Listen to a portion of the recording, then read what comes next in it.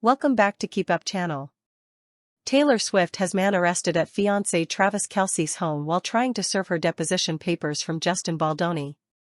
A process server was arrested at Travis Kelce's home while attempting to serve Taylor Swift deposition papers from Justin Baldoni's legal team. The incident took place earlier this month at the NFL star's home in Leawood, Kansas, according to Star. The man, named Justin Lee Fisher, was charged with jumping the fence onto a private residence in a private neighborhood according to court documents. Fisher was reportedly taken into custody at 2 a.m. on September 15. It's unknown if the process server was successful with serving the superstar with the papers before his arrest. The singer was pulled into the legal battle between Baldoni and her former best friend Blake Lively when the director named her in documents for his now-dismissed $400 million countersuit. At the time, Baldoni claimed that he felt blindsided during a face-off at Lively's NYC penthouse amid production for their movie, It Ends With Us, when Lively's husband, Ryan Reynolds, and Taylor showed up during the meeting. Baldoni also shared text messages where Blake called Ryan and Taylor her dragons. Swift reportedly felt manipulated by Lively, causing the two to have a major falling out. Earlier this month, Judge Louis Lyman denied a request by Baldoni's side, the Wayfarer parties, to extend their deadline to depose Swift, according to court documents obtained by Deadline. The Wayfarer parties were seeking to extend the deadline to the end of October as Swift was unavailable to be deposed within the current discovery window, the court documents said. In his decision, Judge Lyman said the Wayfarer parties failed to exhibit a good cause for their proposed extension and demonstrate why they were unable to depose Swift at an earlier date. The news came hours after Swift's lawyer, Doug Baldridge of Venable LLP, submitted a letter in court stating Swift did not agree to give a deposition and would only take part if she was forced to give testimony. The Wayfarer parties have not similarly demonstrated good cause for their requested extension. The only justification they have provided for the extension is their assertion that Swift's pre-existing professional obligations now prevent her from appearing for a deposition prior to October 20, 2025, Judge Lyman said. Importantly, however, the Wayfarer parties have provided no discussion of when they began attempting to schedule the deposition. Discovery has been ongoing in this case for approximately 6 months. The Wayfarer parties previously requested Swift's deposition in May 2025 before ultimately withdrawing the subpoena. They have offered no evidence that they have served a renewed subpoena on Swift. Thus, at most, the Wayfarer parties have demonstrated that scheduling the deposition now presents logistical difficulties. That does not answer the question of why the deposition could not have been conducted earlier.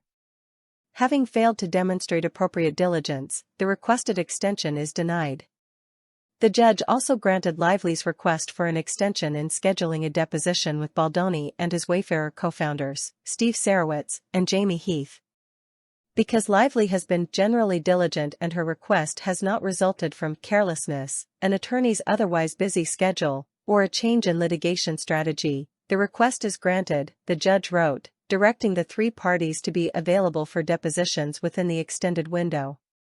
The latest developments came the same day that Swift's lawyer submitted a letter in court stating his client did not agree to give a deposition and would only take part if she was forced to give testimony. The superstar insisted she has no material role in the lawsuit between the It Ends With Us stars, according to the letter obtained by Daily Mail. Baldoni's attorneys previously filed court documents claiming that singer agreed to give a deposition and shared her availability for the end of October. The newly engaged star's legal team claimed they only learned about the deposition just 3 days prior. The letter also said that Swift's camp takes no role in those disputes, but if legally compelled, she could be available next month to testify.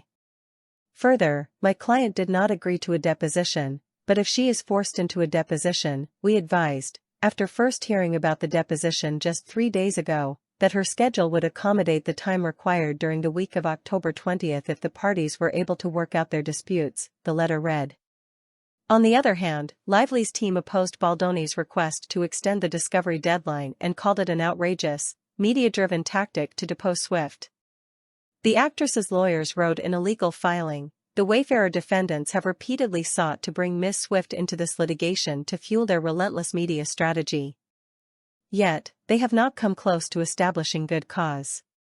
Her attorneys also noted that Baldoni's team previously drew massive media coverage to their lawsuit when he subpoenaed Swift in May before later going on to just withdraw it to much fanfare.